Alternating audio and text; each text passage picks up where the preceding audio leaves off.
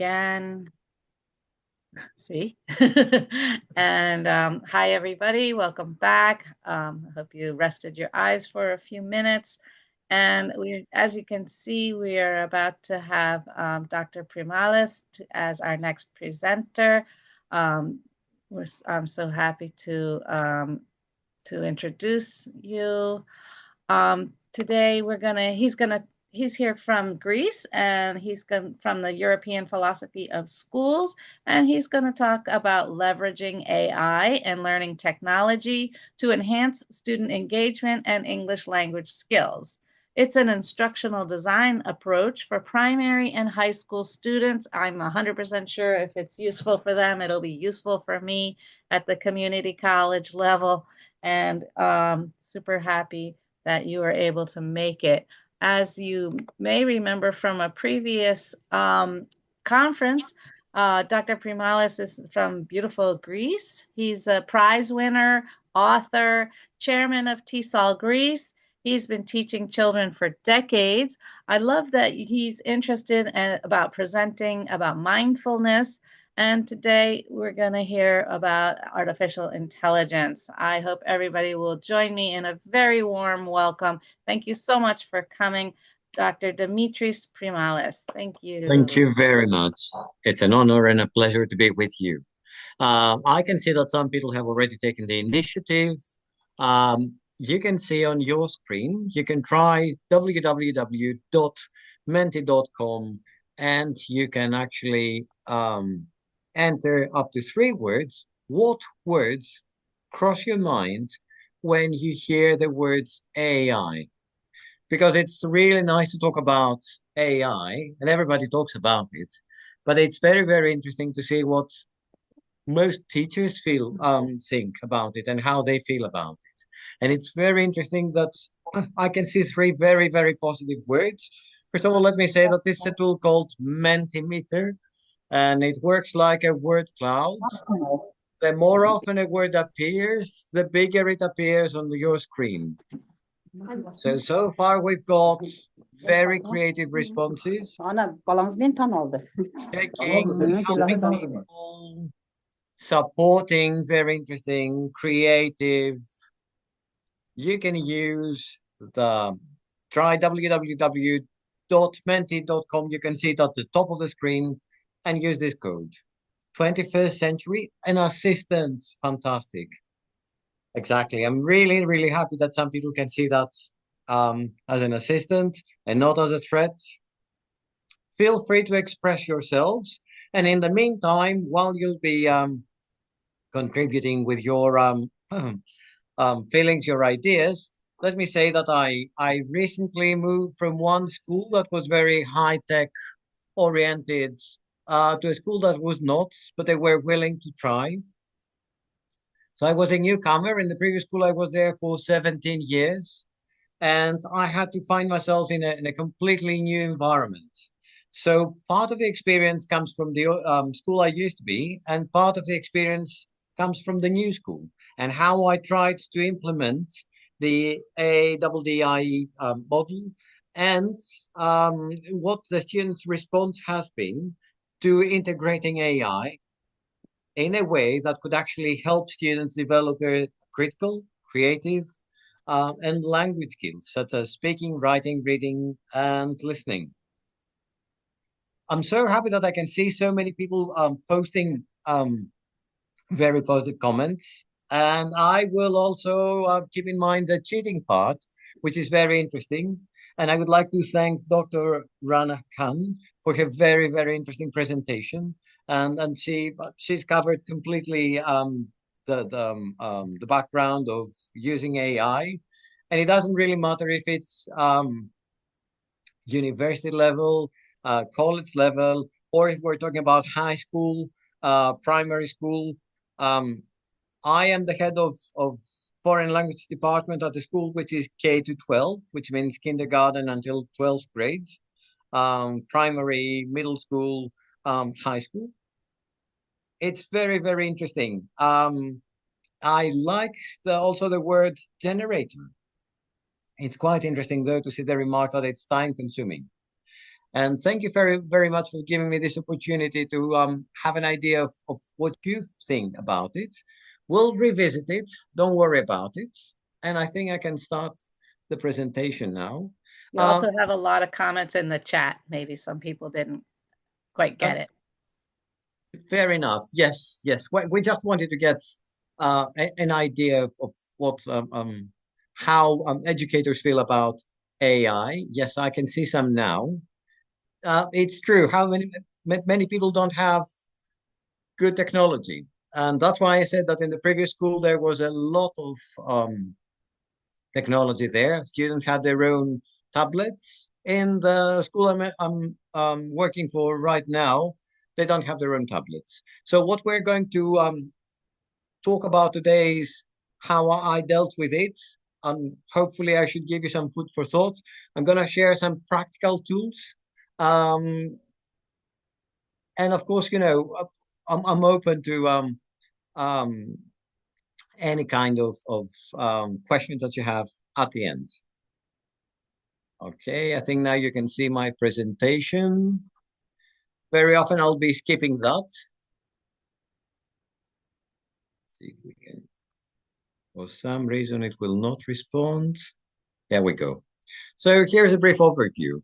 We'll talk about the ADDIE model and about English language teaching. I promise to have a very quick look at that together. We're going to see some tools and we can see how we can help learners develop skills with AI tools and some activities. And of course, I think it would be nice if we've got time um, to have to hear your experiences or read your experiences. Okay, so why the ADDIE model?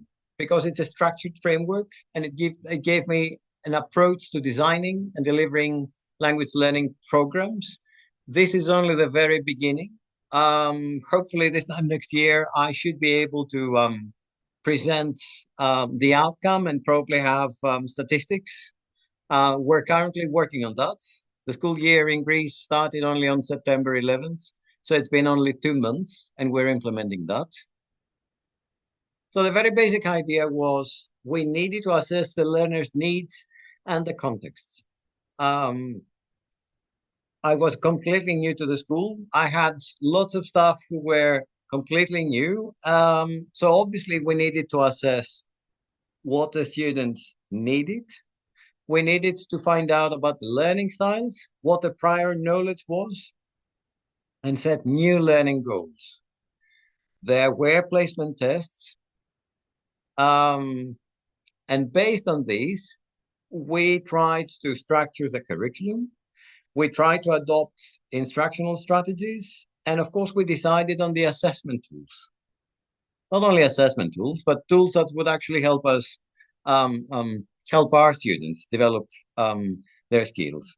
Now, let me clarify that the main problem that most of our students faced was that they could not use the language productively. Uh, they were quite good at reception skills, reading, listening, but when it came to speaking and writing, well, obviously there were lots of issues. So, well, no, we don't use Japanese textbooks. I'm sure that most of you must be wondering. It's not Greek. But yes, part of the presentation was created by AI. It's called Gamma, GAMMA. And you can create up to 8 slides for free. And you can see that, well, the visual outcome is very, very interesting. So we used textbooks, multimedia resources, and we were desperate for interactive activities. So what we're going to see, part of what you're going to see today has to do with interaction.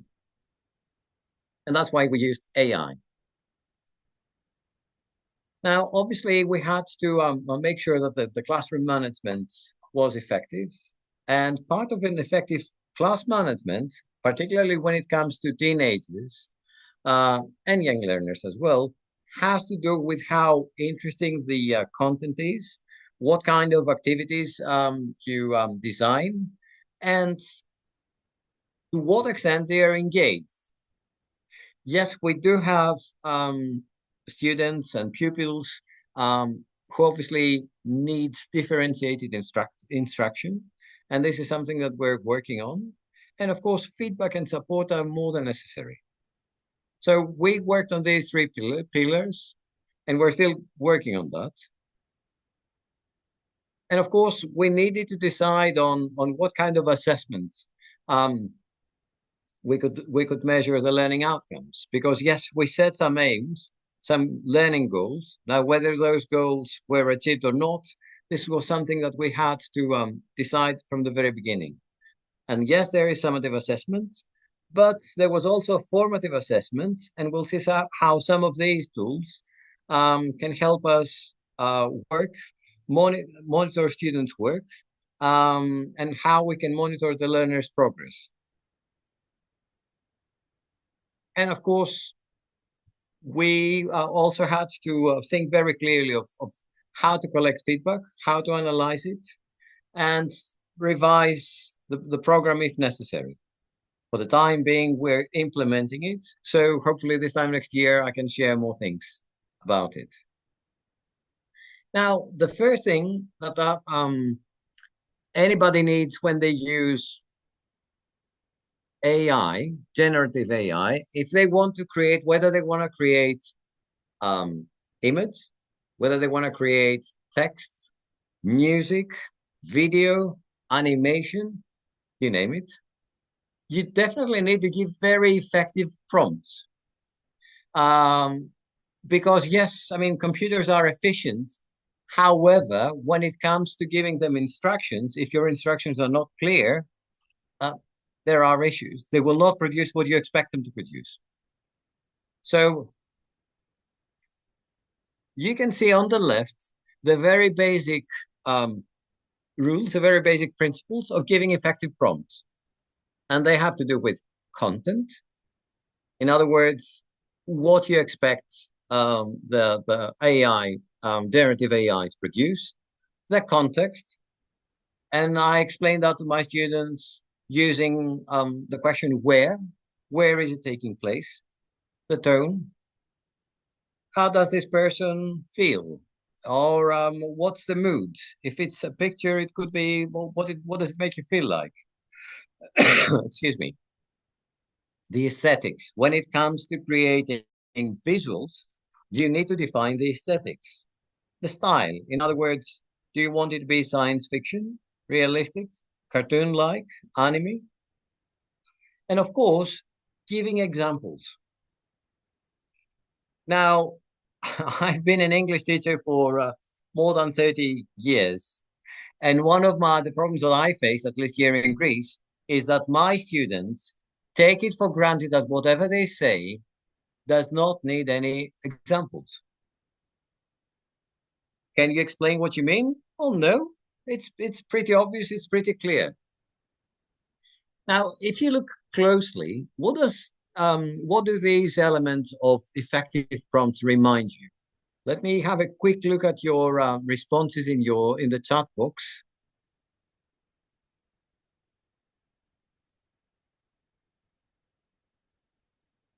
And then I'll tell you what it reminded me of, and why I adopted the activity that you're gonna see in a few seconds. Does it remind you anything? Okay, maybe my internet is a bit slow. AWDAI, right. Okay.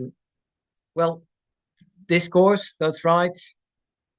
Well, the very first thing that crossed my mind when I saw these principles was that basically it's what we ask our students to do, critical thinking. That's right. It's what we ask our students to do when we ask them to write, to produce written text. In other words, we always ask them to say what their writing is about, where, what the feeling is. All right, the style, it depends on the kind of writing and the examples. So here is an activity that I tried with my primary school students last year. and you can feel free to use it with your students as well. I created on Bing Image Creator an image. I gave instructions and I asked my students to provide a prompt so that their picture could be as close as possible to the original one. This is not the picture that I created. This is the picture that I had created. We're talking about 10, 11-year-old students, pupils. And I said, I would like you, I had already explained what I wanted them to include in their prompts, what, who, the feeling, and give examples. And I asked them, we used excuse me, we used Teams and OneNote, and I asked them to write on Teams. The students there had their own tablets, and I said, I want you to share the prompts. So I copied and pasted the prompts directly on Bing Image Creator, and it started producing images. Now let's see some examples of what they came up with.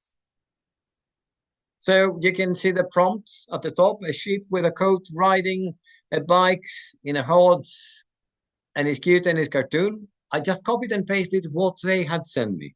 I did not edit it. I didn't make any corrections. Now, it looked close, but not exactly what they wanted. So they just kept sharing. For example, this one creates sheep riding a motorcycle in the street, cat cartoon. Now, this one is better. It's very cute. It has a very nice motto, and it runs. It is anime. It's cute sheep on a red motorbike street on summer.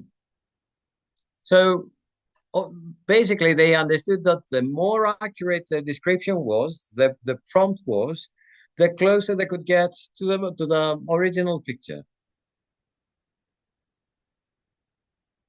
And you can see some feelings now. It's a sheep on a motorbike, red on the streets, is happy but is tired cartoon. And it gets closer and closer. Now, what did I achieve with this kind of activity? I raised awareness among my students that if you want to achieve, if you want to use AI, generative AI, you need to do that efficiently. And which is the most efficient way to use it? By using the language proficiently, by giving examples, by being as accurate as possible, by giving right descriptions. And how this kind of activity could actually help? Well, they can practice their vocabulary, description, emotions, expressions. Oops, sorry, for some reason I can't. Yeah, there we go. Another activity you can ask your students to do with generative AI is write the story and illustrate it. You can ask students to create a class art exhibition. I'm not a very artistic type. I can tell you, whenever I had art class, it was always my mother who had to do the drawings because I was completely hopeless. And I mean it. I mean, I can't draw a straight line. But now, to people who are not very artistic, AI gives a fantastic opportunity. They can express themselves using language, but they can express it. This can be transformed into a visual outcome. So you can ask your students to create a class art exhibition. You can ask them to create a short video explaining what they want to convey with their work of art and how they felt about it. Yes, I know we are not art teachers, but still, many students feel they want to express themselves in a visual way. And do remember, we're talking about generations that were brought up using a mobile phone, scrolling, pressing on visual prompts, and that's how they react. What usually scares them is reading. Um, you can create avatars, and they can create avatars, and they can be interviewed by another student. We're gonna see how they can create avatars. It's very easy. Now, I want to share with you a story which I found very, very touching. That was a student on an one-to-one tuition. This is Cleopatra. Cleopatra did have, well, she has some learning difficulties, and usually what she came up with was a paragraph and a half maximum. So that was last year. We started working on writing, and yes, Хорошо. all right. I think you can hear me now, right? Okay. So the very basic idea was let's write a story.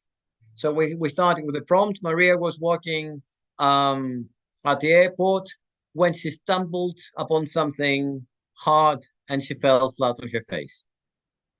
And then she had to continue the story. So she wrote the paragraph that you can see there, but the problem was that, well, she got tired. And then I said, well, that seems to be a very, very interesting story. What if you created a trailer for that? Just like, the trailer that um, films have, so that people can watch the film. What if you created a similar trailer for your story? And in fact, she responded.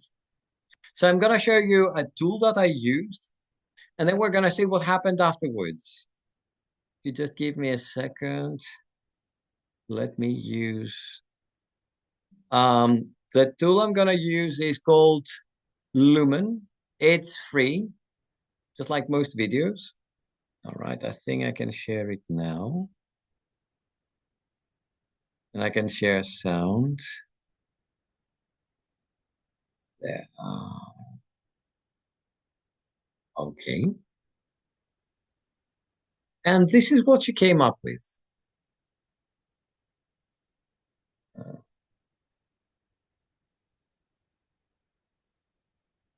We copied and, well, actually, we typed the text.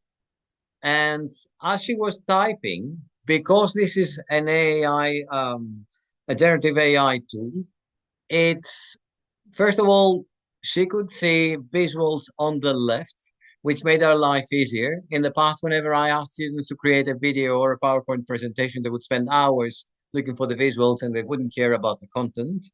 And B, when she wrote the text, she would get suggestions by the tool itself. And let's see what she came up with.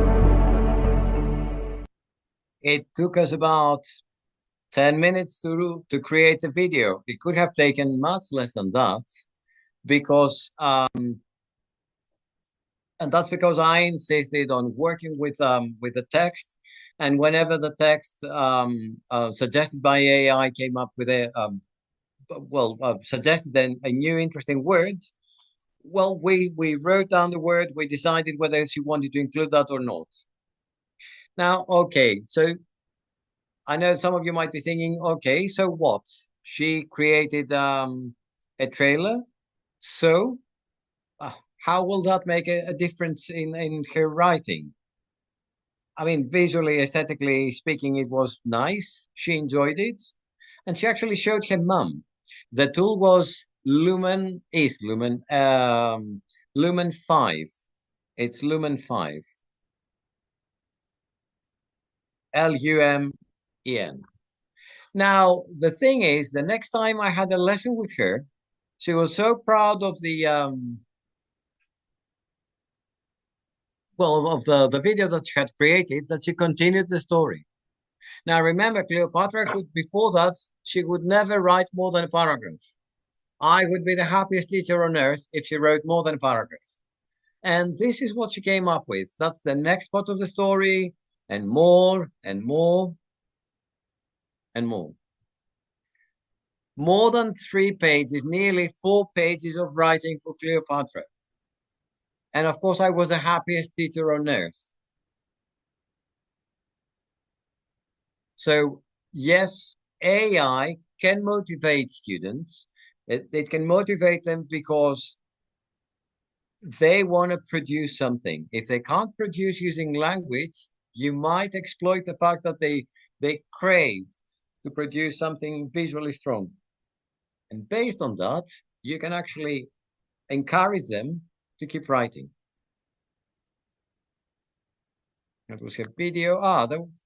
Her sister also liked the idea, and her sister is younger, but she also has learning difficulties. She also asked for it, um, but she insisted on creating a video about snakes. I don't know how many of you feel comfortable with snakes. I could show you that just the very beginning. It was a very humorous video. She loved it. Her name is Danai. Meet Nora, the shy snake of the dark forest. That's what she liked. As long as she produced language, that was fine with me. Now, here is another example. That's this year. I was in a high school class, and I said, let's write a story together with ChatGPT. Everybody knows ChatGPT. But I said, I don't want you to ask the AI tool to create the story for you. Let's write it together. This is what the student came up with, and I'll show you what we did in class. So what I'm trying to share with you is that students very often feel more comfortable using tools, but in the long run, if your aim is to help them develop their language skills, that's what you should be aiming at. Try and use tools, these tools, as a means of achieving their learning goals. This is what we did with my high school students. Let's write a story together. We will write a line, and you will write the next line of the story. Please use C1 Common European Framework reference level language and include mixed conditionals, because I wanted them to use mixed conditionals, linking words, and a wide range of vocabulary and grammatical structures. Well, this is the response from ChatGPT. That sounds like a lot of fun. I'll start off with a line, and here we go, and they respond. As you can see, obviously the AI tool can come up with much better vocabulary and grammar, much richer, and obviously what some people would describe as ideal. But to me as a teacher, what's the most important thing is that my students started writing. I randomly picked, at the new school, they don't have tablets. So I randomly picked some of the sentences that they gave me, and I fed the AI tool. A weird sound came from within the mansion. And then ChatGPT responded, and then they responded, and then we had a story. So this is a very nice way to use AI so that it can collaborate with students. What I particularly enjoy with this kind of activity, by the way, this is not my activity.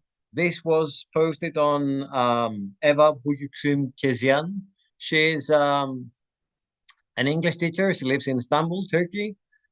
She had it on her blog, and that's where the instructions came from. A very, very useful activity.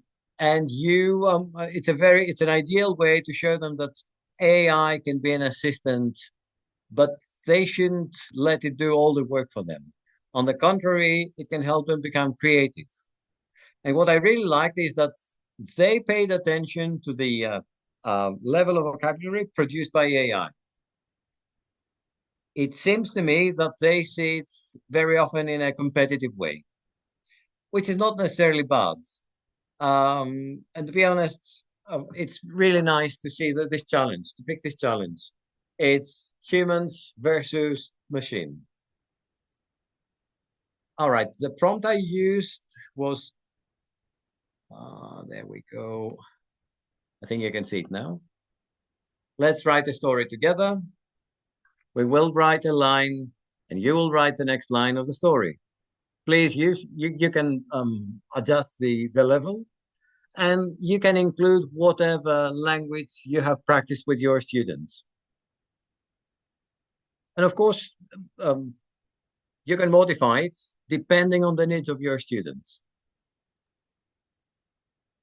I know that time is passing by fast. I don't know how much time we've got left. I would like to show you two more tools and activities. So it's a great activity. They love it and they can be very creative. Now, another problem that I have with students is they love debates, but they're not willing to write.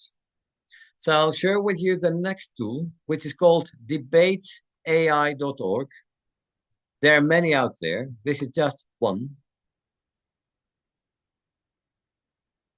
It's free, and I have never ever logged in. You can suggest a topic of a debate, depending on the language that you've taught them.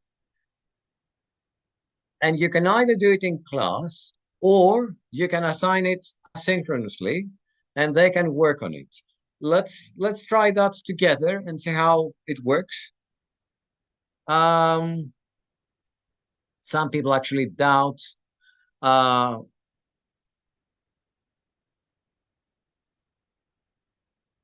rising temperature. Some people doubt the climactic price. How about will AI replace teachers? That's That's very what someone said interesting. in the chat. Okay, let's do that. Okay. Okay. So we go next. And we have to select a person who will be, well, on the opposite side. Shall we ask Elon Musk to join us? Let's give it a go. Sure. Okay. All right, maybe later. Like I said, I've never signed up. Maybe I should someday. All right. Okay, we've got it here. So let's start the debate. Let's have AI start the debate. Or we can start it if we want to. Now that's fast, isn't it? Let's see what Elon says. AI will undoubtedly transform education but replace teachers entirely. That's a leap. Consider a rocket launch. Automation makes missions safer, but human creativity and decision making are irreplaceable in uncharted territory. Teachers inspire curiosity and foster critical thinking, qualities no algorithm can replicate. Wow. To be honest, I'd never expected Elon Musk to say that. On the other hand, though, let me be the devil's advocate and let me respond.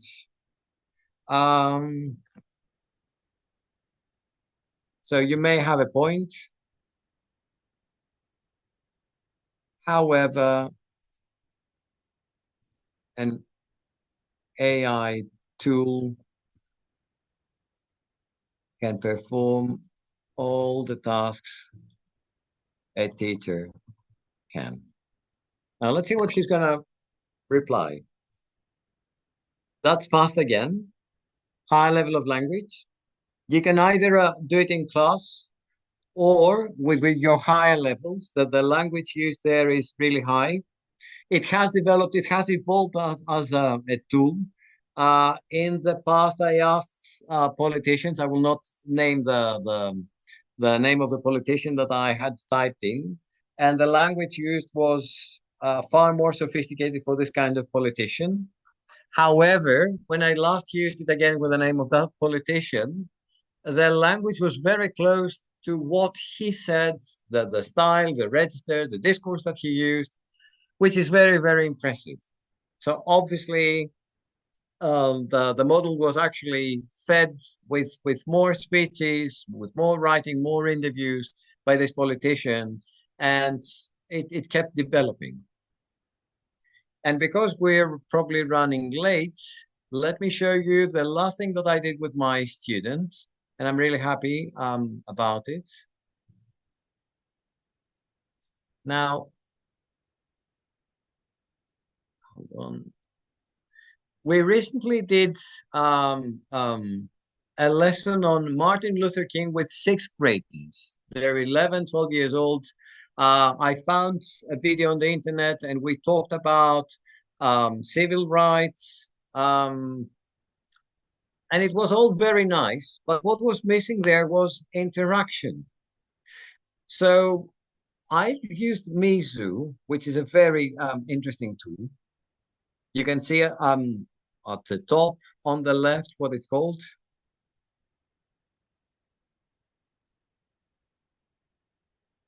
And I invited my students to have a chat with Martin Luther King.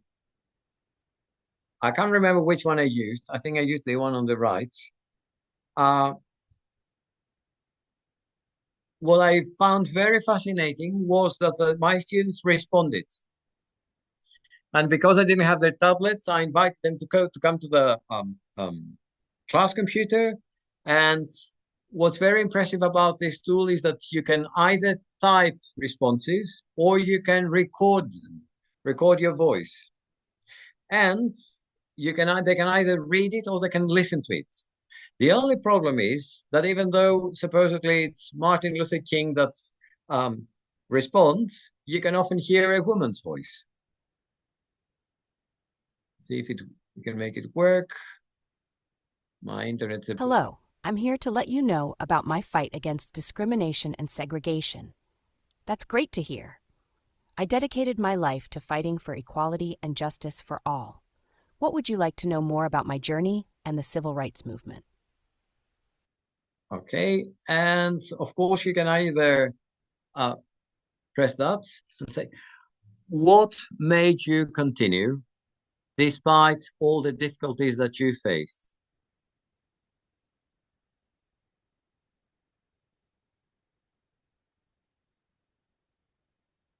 Probably it, okay. If we press that and say, it recorded my voice, so I press the button and that's it. The recording is not very good now because we're live streaming, but in a class, if you've got a decent microphone, it will work. And of course, the students can actually read it, or if they are the audio type, they can listen to it. I continued fighting for equality despite the challenges because I believed in the power of nonviolent protest and the importance of standing up for what is right. The support of many others who shared my vision. Of course, I made it crystal clear to the students that it was not Martin Luther King.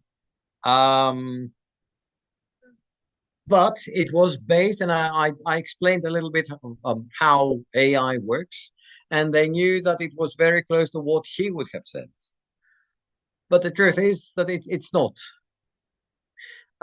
Before we close, I would like to share with you an activity using a generative AI that we are working on right now with young learners. They're the second grade of primary school, which means that they're 7-year-olds.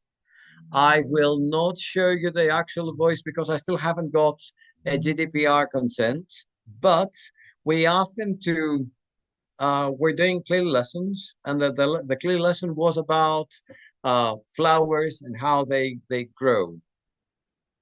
So they were taught the part of the part of the plant, and I just used an avatar, but this is actually what Chris said.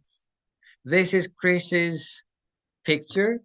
I uploaded that on an avatar creating generating tool. This is called Vidnos, but there are tens of, or if, probably dozens out there, or even more. You just upload the picture, and you can either insert an audio file with the actual voice, or you can ask your students to write down the script, and let's see what it produces. Hello. I am a sunflower. I've got petals, leaves and roots under the ground. I love drinking water.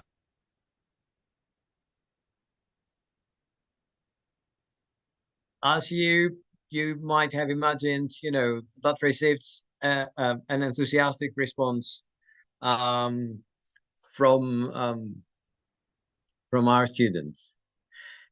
I can see a question. Is it possible in Mizzou to upload your own article? Actually, yes, you can create your own chatbot. Unfortunately, I haven't had time to spend on that. But yes, I know that you can create your own chatbot. Vidnos, what you've seen so far is free. But if you want to have the student's actual voice, but you need to get a GDPR consent, you have to be very cautious with that. You need to pay a subscription, which is not very high. I mean, if the school can cover that, that would be great. And of course, you can actually play with other. You can have other activities. For example, this the Mona Lisa. What do you think the Mona Lisa would say? Or here you can see an avatar of mine.